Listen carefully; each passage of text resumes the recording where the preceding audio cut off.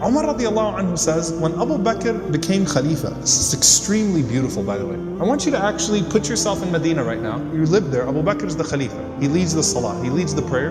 He said every day after Fajr, Abu Bakr radiallahu anhu would go in an opposite direction of his house and he would go deep into the desert. I was very curious, right? What does he do out there? So Umar radiallahu anhu said, I'd watch him every single day. Go to Salat al-Fajr and then Abu Bakr does not return home. He just walks far away into the desert. So he said, every day I'd wonder, ila ayna yakhruj? Where does he go? Where does he go? Where does he go? He said, one day I said to myself, la atba'ani. That's it. I'm going to go follow him and find out what he's doing. I just can't get over this curiosity of mine. So Umar radiallahu anhu said, I kept the pace from him to where he was at the end of my eyesight, meaning I walked just as far away to where I could still see him. And then he said, I saw him go into this beat up old house. So Umar radiallahu anhu said, I quickly went and I hid behind.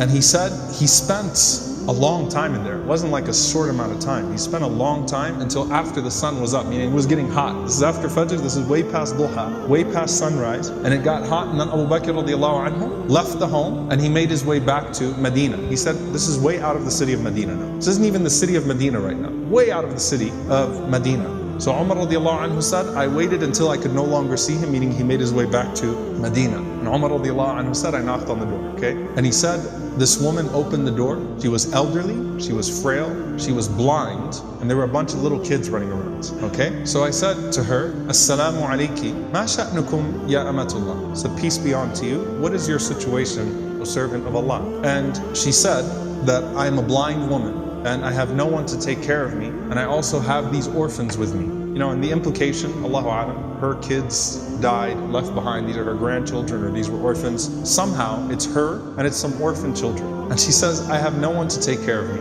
and these orphans. Umar radiallahu anhu said, who is that visitor that comes to you every single day? The answer, she says, I don't know who he is. La yuthkar li ismuhu abada. He never once shared his name with me. He never bothered to tell me his name. Umar radiallahu anhu said, well, what does he do? قالت جزاه الله خير. She said, may Allah reward him. Every morning he comes. Listen, by the way, she details. She says, he cleans my home. He washes our clothes. He grinds our wheat. He bakes our bread. He cooks our breakfast. And then he leaves. Subhanallah. Think about that. If this was the only narration we had about Abu Bakr, it's incredible.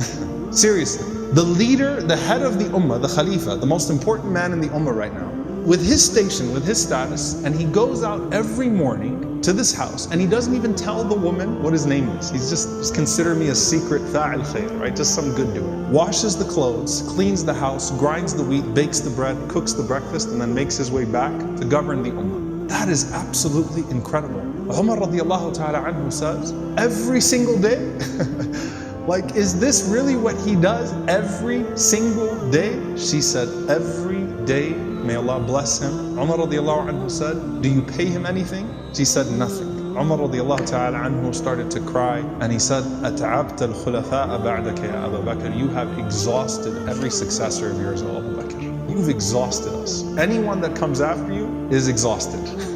Because this is a standard that is impossible for us to meet. A gem here, by the way, very important. Can you imagine how many deeds of Abu Bakr that history has never recorded?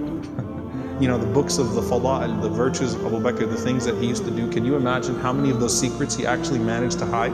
And why did he not think of himself too good to still do that thing? And by the way, a lesson for all of us. If you're someone who does some khair that everyone knows about, you better have some khair that only Allah knows about. Right? You better have some khair that only Allah subhanahu wa ta'ala knows about, and let it be an involved khair too, okay? An involved form of good, not just a secret charity. But this is something that has a spiritual reminder and effect on him too, right? Going and visiting this elderly woman and her orphans every single day and doing